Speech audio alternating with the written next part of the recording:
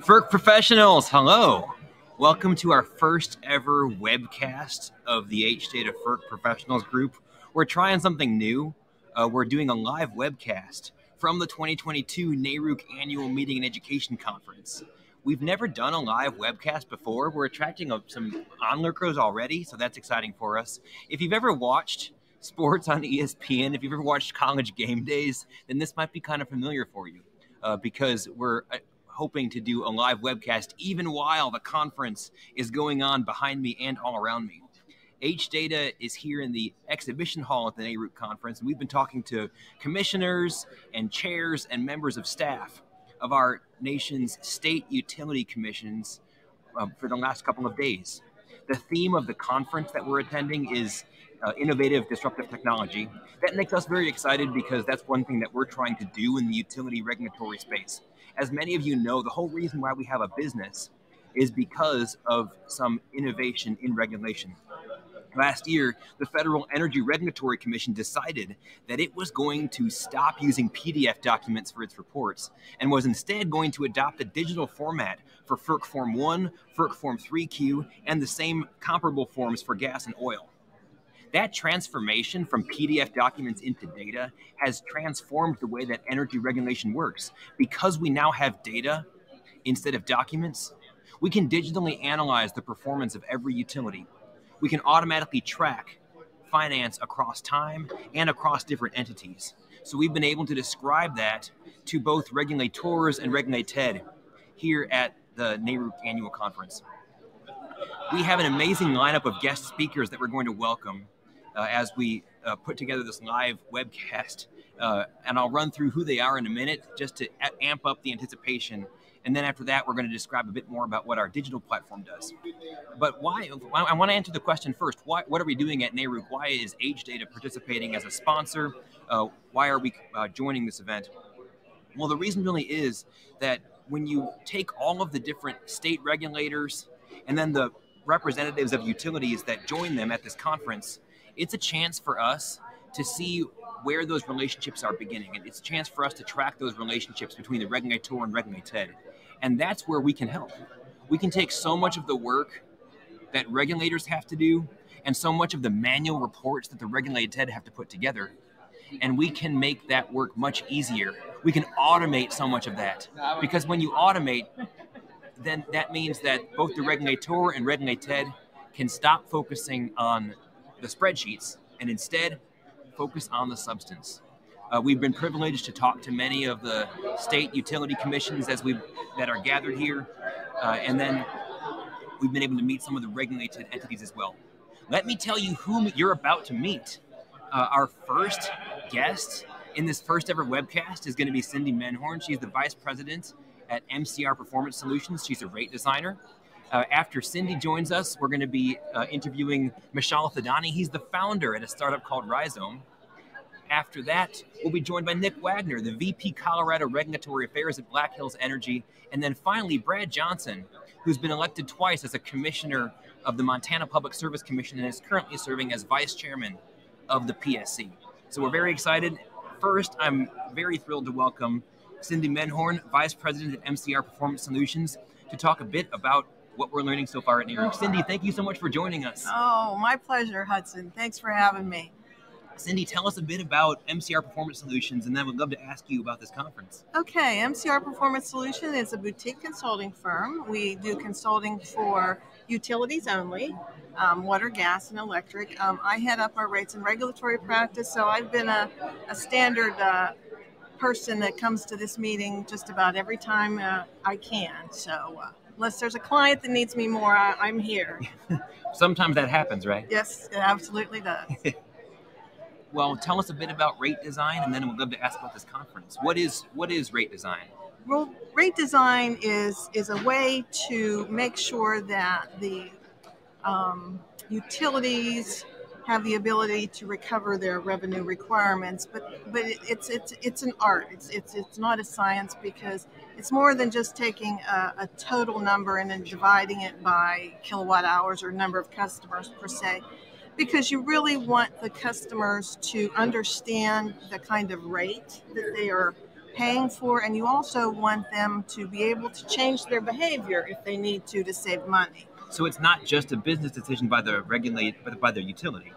No. This goes through the regulatory process. So this is the rate case, or would be something that rate design is part of the rate case that goes through, and the regulators have to approve it at the different commissions. What's the most difficult aspect of balancing all of those different interests? The interest of the ratepayer, the interest of the utility, which has to be able to sustain what it's doing, and then also all these public policy considerations. Well, that's interesting. You should ask, Hudson, because as I'm going through this particular conference, we hear a lot about grid resiliency and reliability, and it's very, very important. All of the climate activities that have happened lately, it's really important for us to get ready for getting our utilities to net zero. And one of the challenges that you may remember is back when everybody thought, well, smart meters were the answer. Everybody, I remember that being a thing. Everybody thought smart meters would be the answer. But let me tell you, unless you have smart rates to go with those smart meters, they're not really utilizing what they need to be utilized for.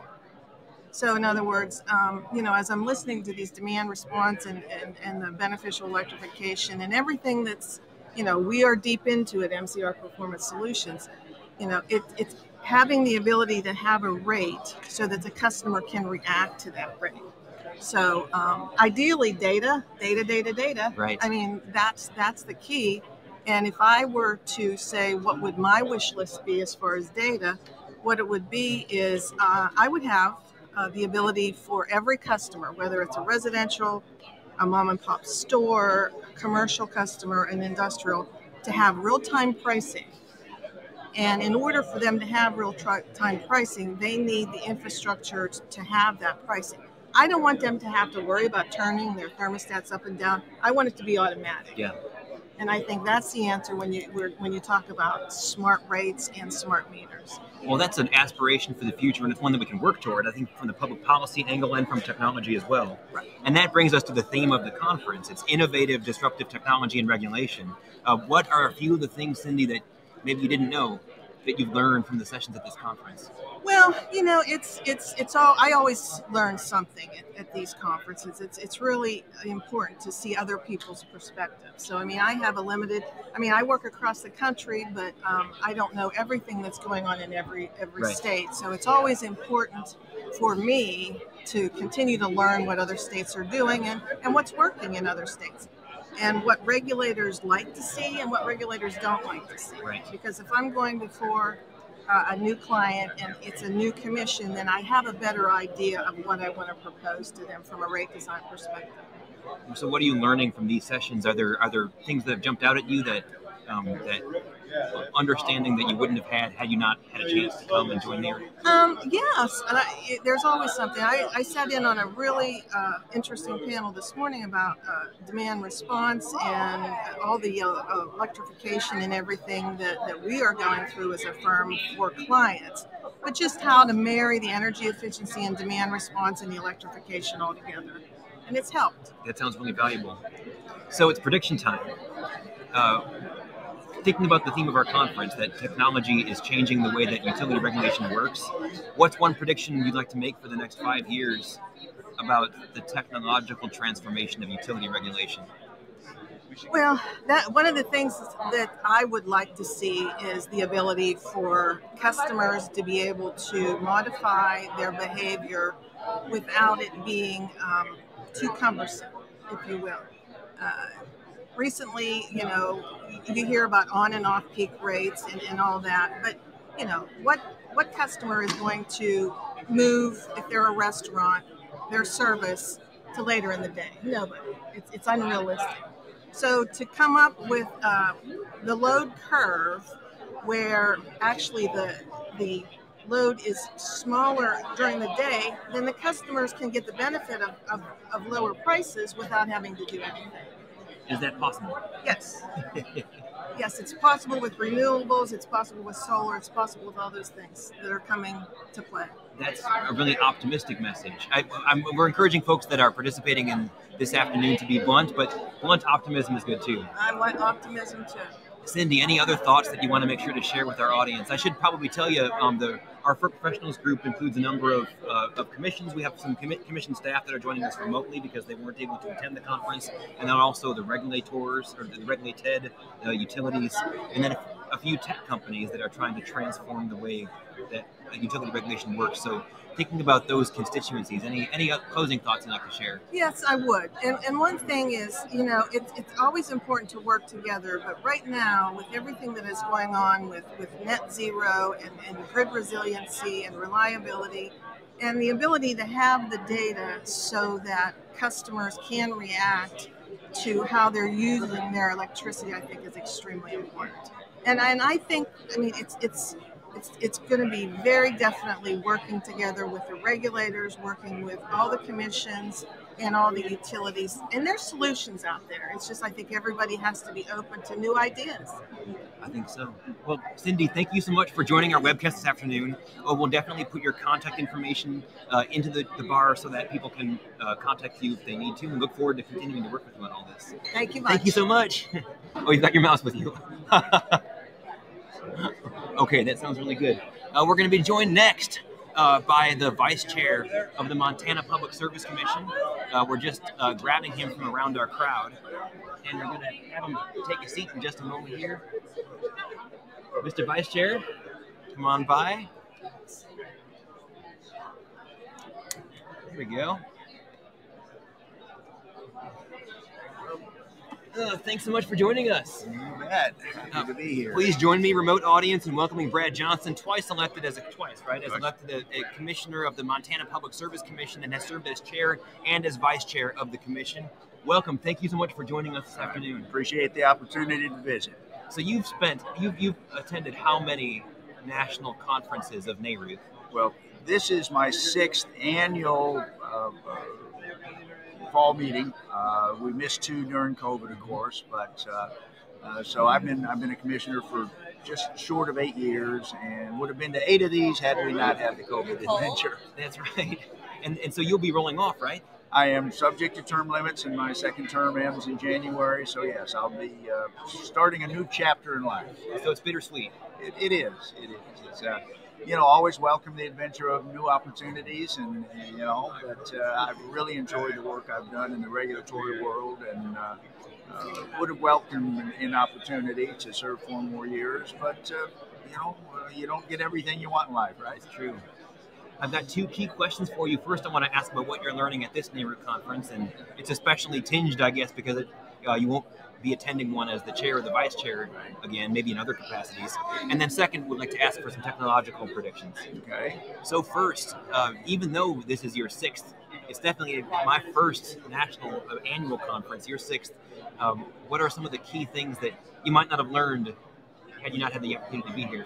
Well, I think the result of a number of the conversations that I've been involved in and a couple of the panels that I've sat in is that, and I hate to say it, but in a lot of ways, when we talk about resource adequacy and meeting capacity needs, things are maybe worse even than I thought coming in, and that the challenges are more widespread. We certainly have been focusing on those challenges in the Western region.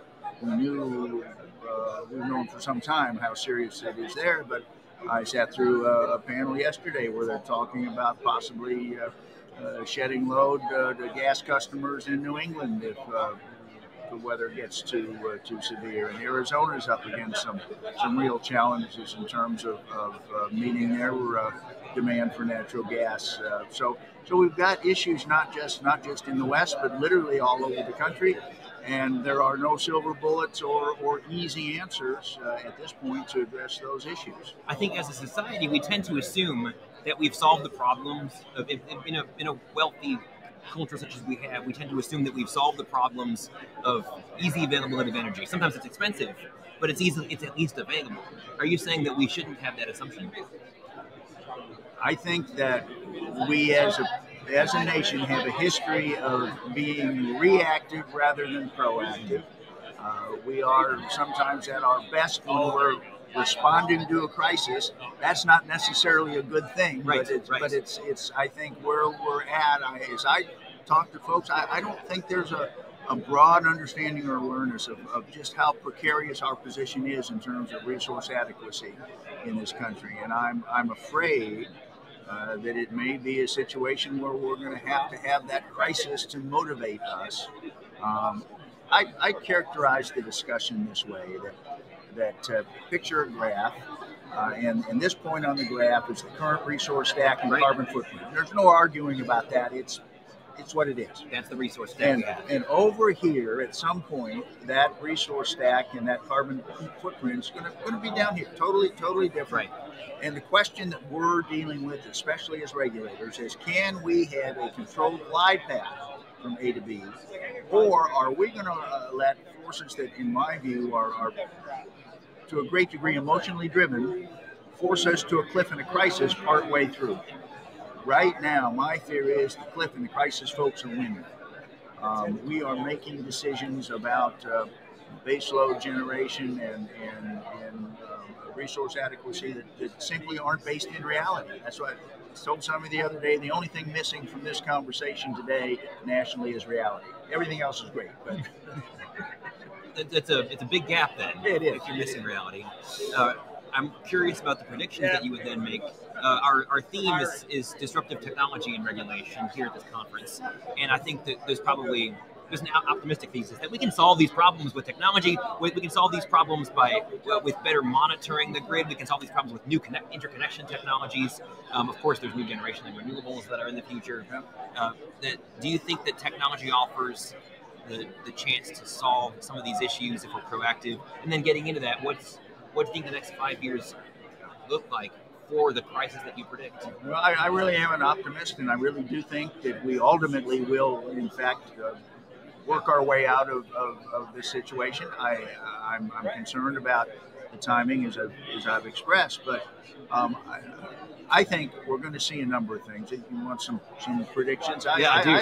I think 15 to 20 years from now, we're going to look at current penetration of wind and solar into the market and say, that really was a transitional energy source, that it is not the source that's going to be the long-term answer for us. Big question then.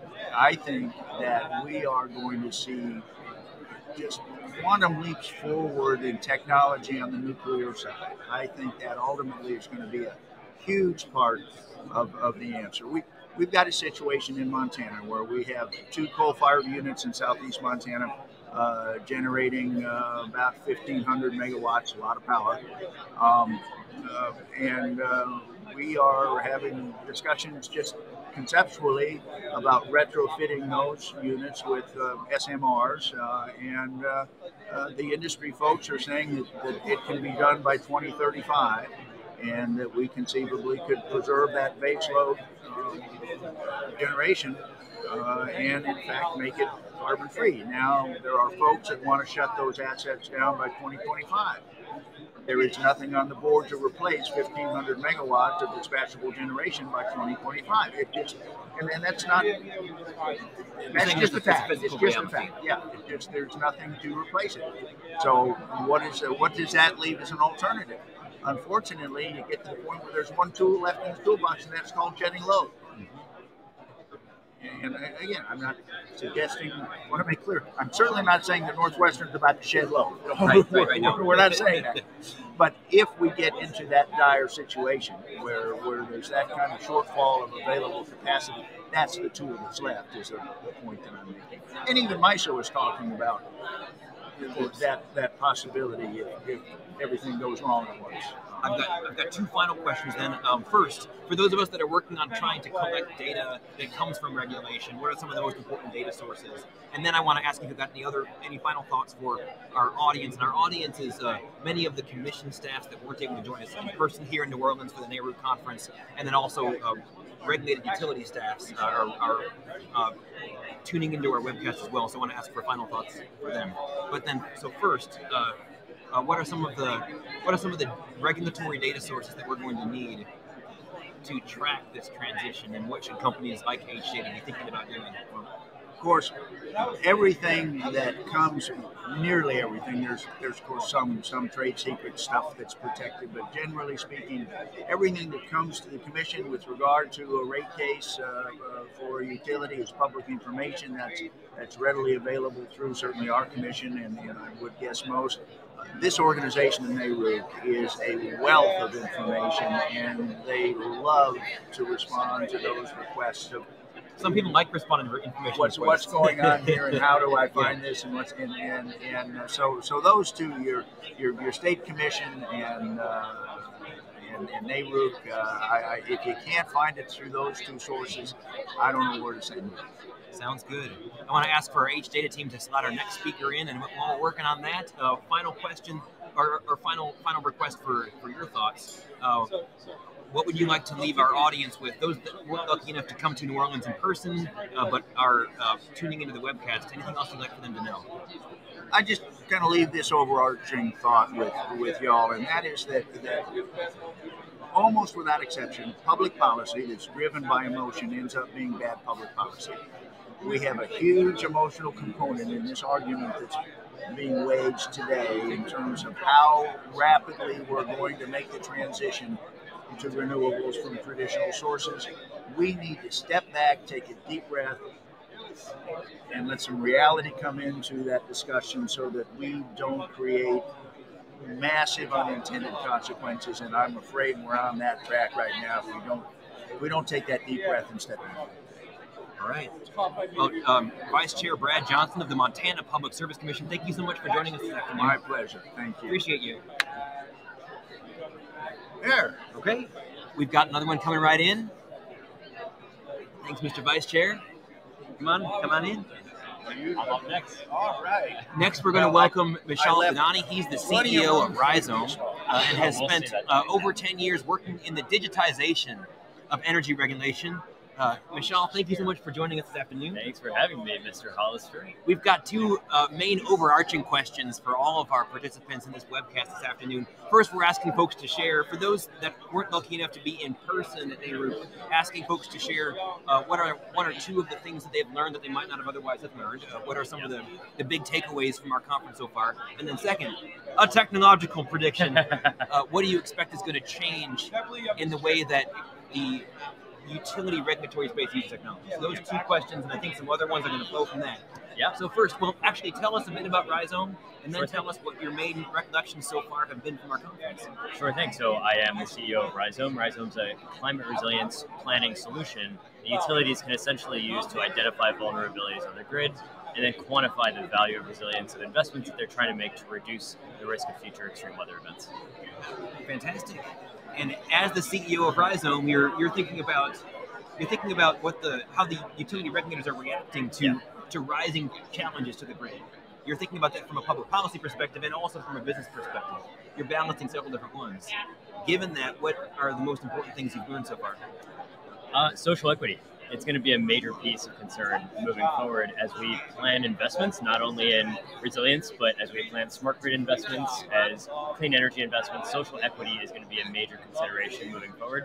A lot of it is direction that's set by the federal government. We have a lot of representatives from the federal government here today that are interacting with states and trying to understand how various investments in all different states where you have billions of dollars being poured into the energy sector, those benefits of all of those investments, how they're disproportionately or proportionately spread across those communities where they're typically underserved, varying from things like transportation burden, energy burden, age, disability, so on and so forth. So I've got a couple questions about that then. We know that there's some utility regulators are, the state laws differ, so utility regulators have different levels, the different levers that they can pull. What are some examples of social equity or social equity informed policies that you see happening on the state utility commission level? Yeah, I think a lot of it is it comes from legislation or otherwise state work or state direction that has been done on the matter. So typically, states have their own environmental departments where they have collected a lot of data related to the communities within those states. And so now, state legislation as well as utility regulators are directing utilities to better use the data that's available related to social equity and environmental justice that has already been created within the state and apply those as a layer onto the investments that they're already making, right? So again, it could be clean energy investments, it could be resilience investments, it could be looking at disparities with reliability across the system. And then what's really important is that as new jobs are being created as well, that those jobs and the workforces that are being developed are within the communities that actually need jobs to be created. Now, social equity is not what your platform is focused on. You're focused on resilience data. How do you see Rhizome being able to implement insights about the social equity impact of energy regulatory decisions in the resiliency, the resiliency understanding your platform engenders? Well, we saw the writing on the wall with the passing of the Infrastructure Investment and Jobs Act, which is that it called for $1.2 trillion of investment being spent on air infrastructure. At around the same time, an executive order from the Biden administration directed that any federal investment going to states or going to communities, really just going to America, 40% of the benefits of that infrastructure has to be going to underserved communities, and those underserved communities are judged by a series of criteria that really help characteristically define the people who are underserved and under-resourced in the country. Similar to the things that I mentioned before, income is a big one, right? Minority groups and disabilities and people where they don't have access to resources like grocery stores within a mile or don't have access to public transit and stuff.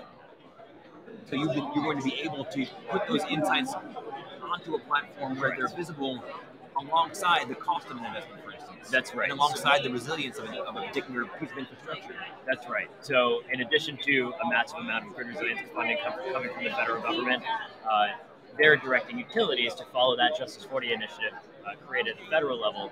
We've been proactively looking at federal data sources and starting to look at state level data sources characterizing those disparities within communities. I've got two other questions I want to ask. I want to ask you a prediction, and I can, since you're the CEO of a data and platform company that's working to transform utility regulation, I think I can probably guess what the answer to that question is going to be, but I'm still going to ask about your predicted question.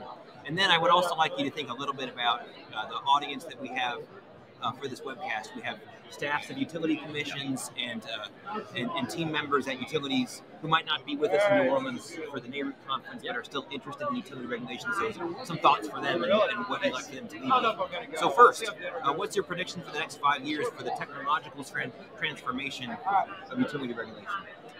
I think we're going to see a lot more technology coming into the resilience space, Hudson. And it's not only going to be on the software side of things. There's going to be a lot of hardware that's deployed to mitigate wildfires, to help predict where floods can happen in vulnerable areas, doing situational awareness around extreme weather events, and to help improve, at the end of the day, customer service in the form of resilience and reliability. Right? I think the expectation is getting higher in terms of electric service in this country. And then I think we've seen a lot of the negative impacts when things can fall short in terms of service. When we see extreme weather events, we see a catastrophic loss of life and devastating impacts to communities. So I think the technological advancements are increasing in resilience, but that's not to discount where technology is also increasing in terms of smart grid adoption to give customers more choice to their energy sources, as well as decarbonization, right? Making sure that our gas system is decarbonized and making sure that our electric sector as a whole is a little bit cleaner. In a minute, I'm going to ask for our H Data team to queue up our final live speaker, and then after that, we're going to have some introductions to the H Data platform. But as our team is getting the final live speaker in place, one more question for you, Michelle. Sure. Thank you again for joining us. What are a couple of the thoughts that you'd like for our audience to leave with as they think about the whole picture of utility regulation? If you care about energy policy in any respect, whether it's that your utility bill is too high, or you care about making things cleaner, things run more efficiently related to our energy system, NARUC is literally the place to be for that. We have the most electrifying discussions that are out here. So my recommendation is literally to come out, show up, and just interact with some of the folks that are around here. These sessions are great, so make sure to attend.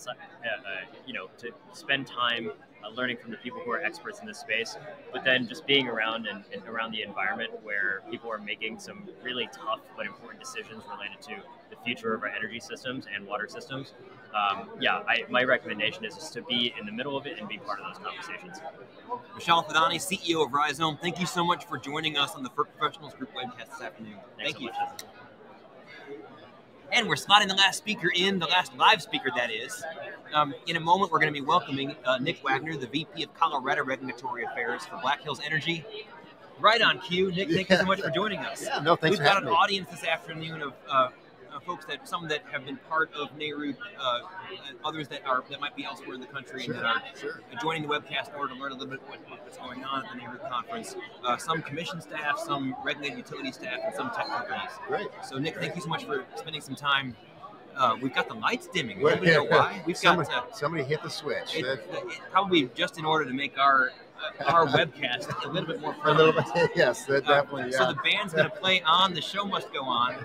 Tell us a little bit about your work at Black Hills, and then I've got a couple questions for you about what you're learning at this time. Yeah, sure. For Black Hills, I'm the VP of Regulatory Affairs and Policy in Colorado. I also manage our energy efficiency team enterprise-wide, and then our rate design team. And so we've got gas and electric in 3 states: Wyoming, Colorado, and South Dakota, and then gas only in Arkansas, Kansas, Iowa, Nebraska, and I think I got them all.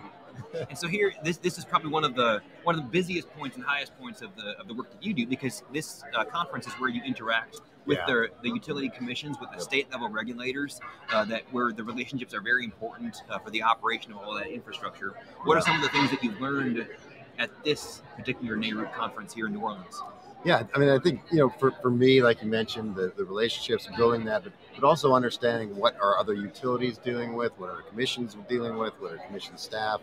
So really that for me is kind of the piece for getting here, is understanding, we've got issues that we're dealing with, what issues, how are other states dealing with those, other utilities, that type of thing, but also what might be coming down the path. So really that kind of maybe the key messages that I've seen or been talking with us about this past few days is affordability.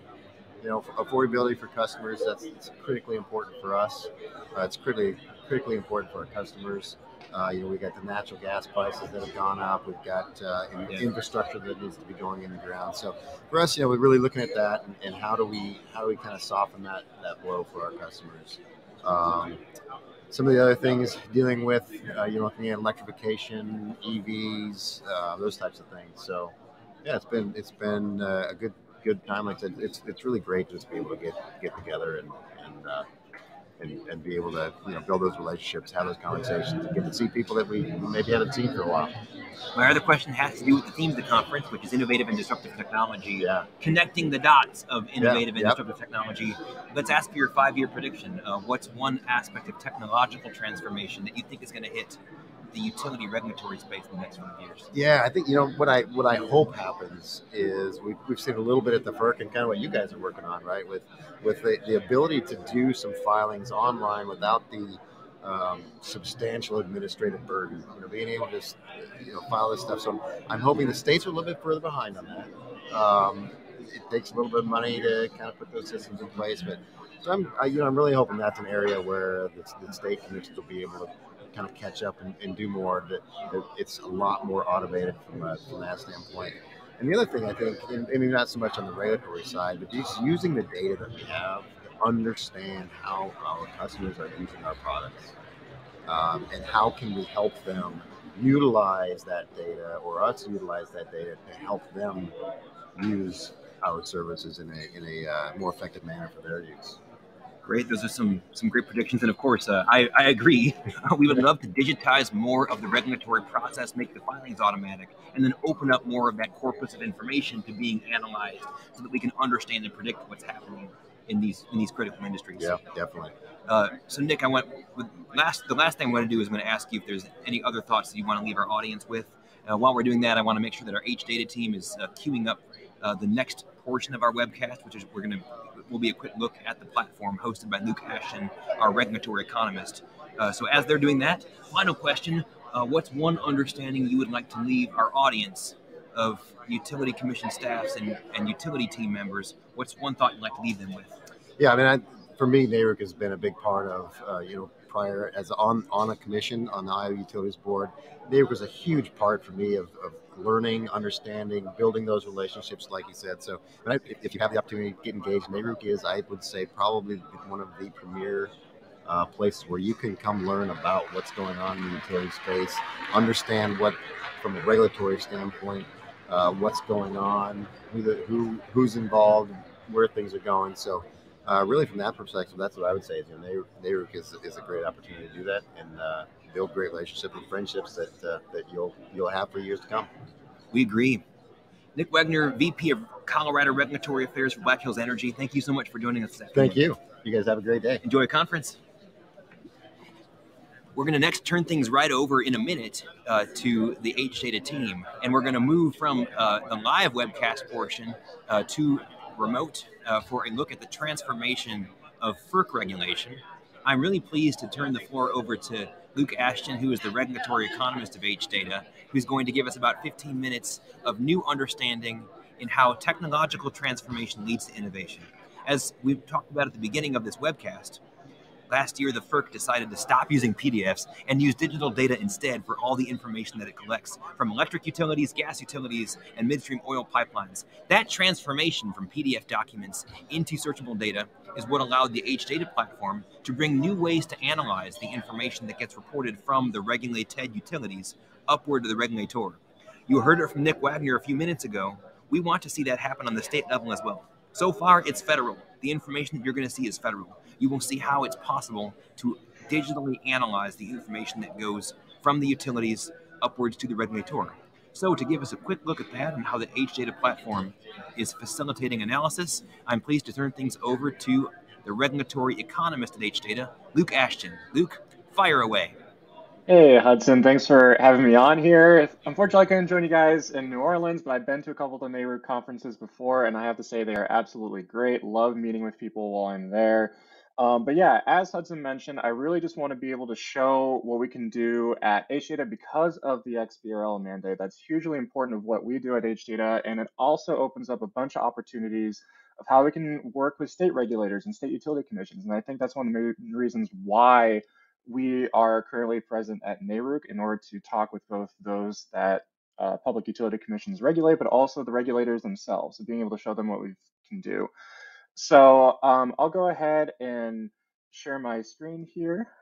Here we go. So I'm going to just dive in a couple quick items here.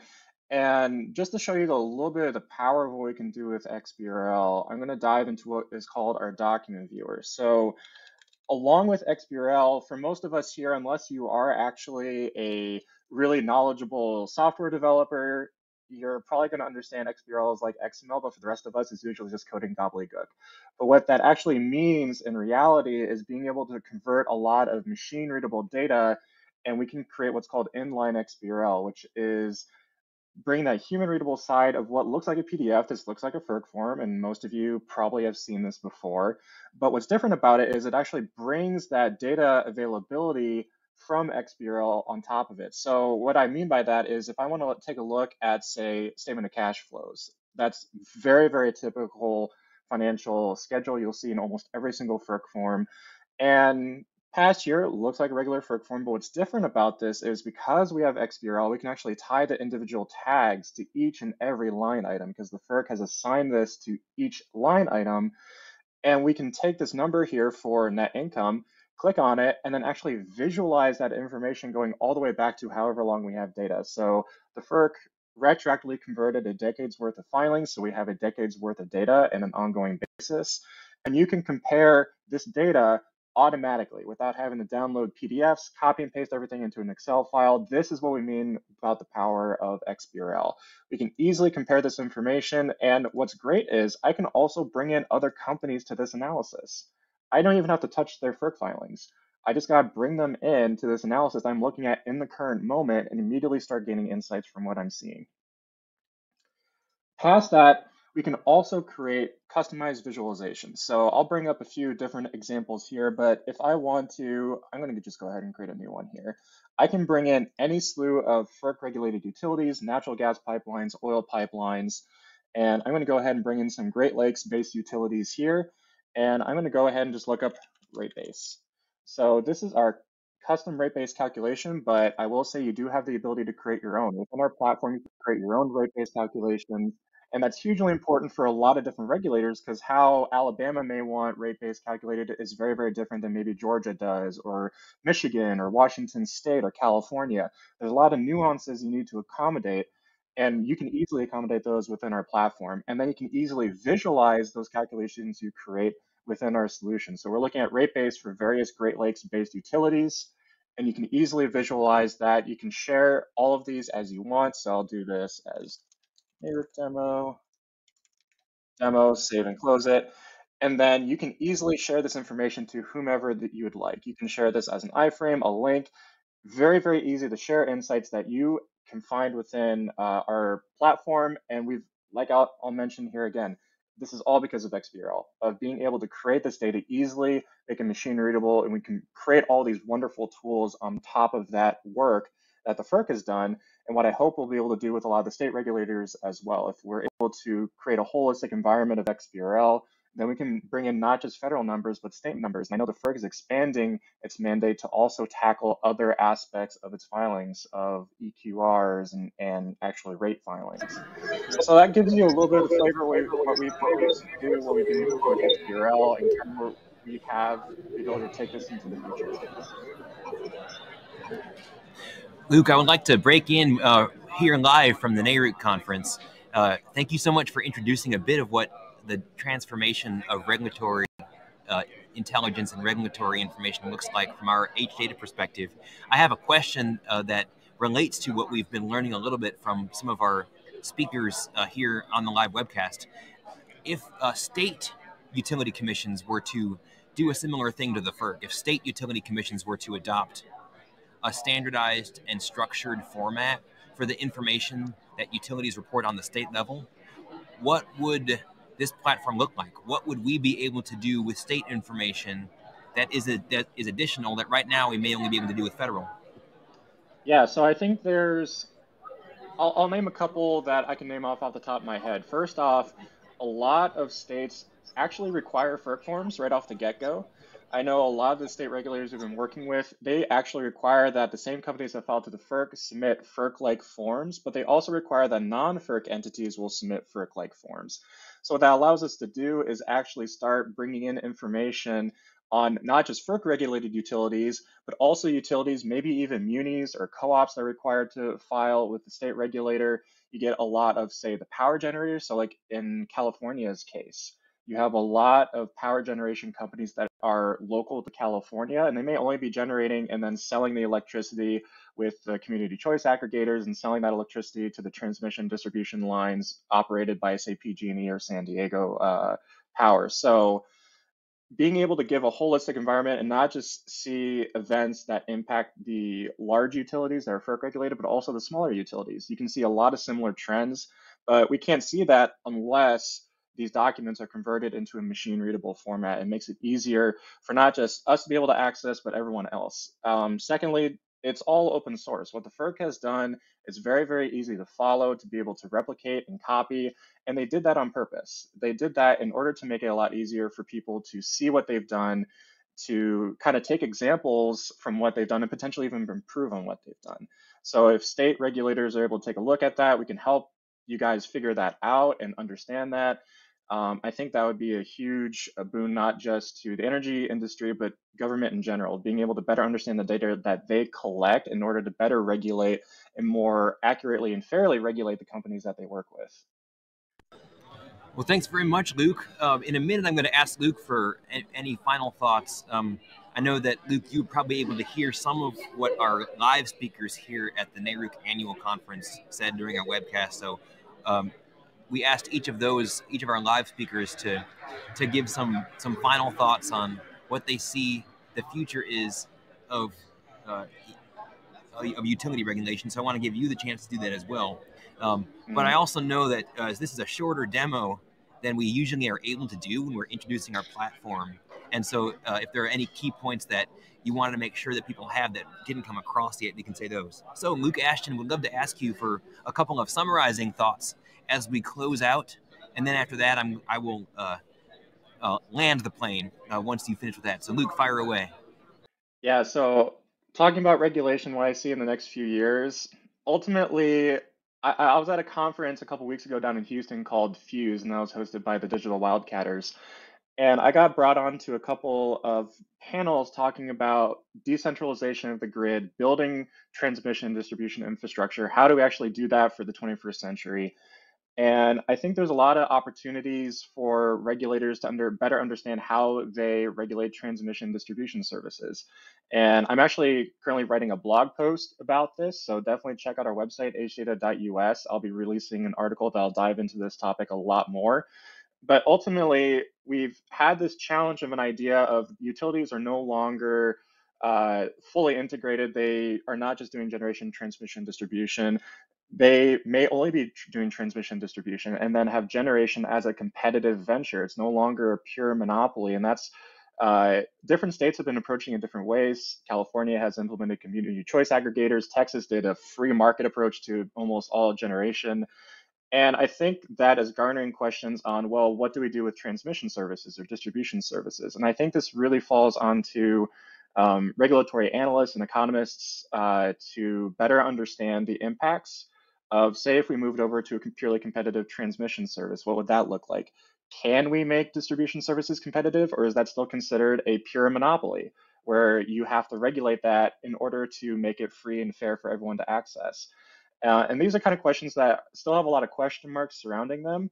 But I think that's ultimately the conversation that's going to happen that I see. And we can see a lot of those trends are starting to happen even through the data within our system of companies are increasingly prioritizing transmission distribution assets and building those out, modernizing them in order to both accommodate increased power generation, power demand, but also because of regulatory impacts. And this definitely shows kind of a reaction to how states implement regulation and then subsequent impacts and consequences of that regulation.